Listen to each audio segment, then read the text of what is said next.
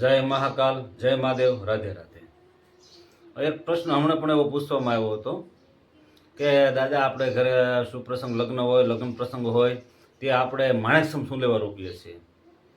તો કે ભાઈ જો માણેકસમ રોપવાનું કારણ એક છે કે આપણે એને પહેલાં તો સ્તંભ માનવામાં આવે છે, બરોબર? સ્તંભ, અને સ્તંભ છે એ સ્તંભની અંદર એક તો શુભનું પ્રતીક છે કે આપણા ઘરે કોઈ પણ શુભ કાર્ય કરી રહ્યા છીએ, લગ્ન કરી રહ્યા છીએ, તો હે પરમાત્મા, હે ત્રિગુણાશક્તિ, અમારા કોઈ પણ અમારા લગ્નની અંદર કંઈ વિઘ્ન ના આવે એ માટે। અને એ બ્રહ્માજીનું સ્થાન છે, બરોબર?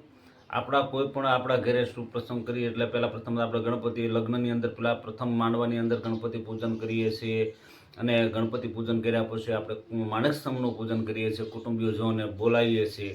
પણ એનું મેઇન કારણ એ છે કે જ્યારે કોઈ પણ આપણે મંડપ રોપીએ એટલે આપણે થાંભલી મજબૂત જોઈએ, થાંભલી મજબૂત જોઈએ।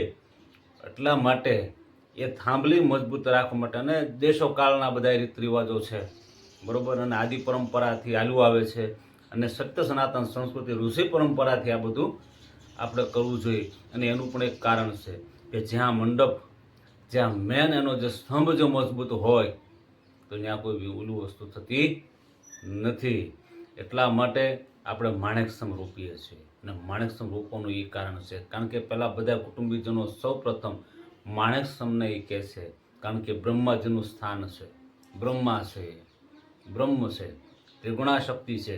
એટલા માટે આપણે આ માણેકસમ રોપીએ છીએ, અને માણેકસમની આપણે પ્રાર્થના કરીએ છીએ કે અમારા પ્રસંગની અંદર નિર્વિઘ્ન અમારો પ્રસંગ પૂર્ણ થાય, એવો ભાવ રાખી અને એવી ઈચ્છાથી આપણે આ કાર્ય કરતા હોઈએ છીએ, અને માણેકસમ એટલે રોપતા હોઈએ છીએ। આ જેનું મહત્વ છે, બસ એટલું જ। જય મહાદેવ, જય મહાકાલ, રાધે રાધે।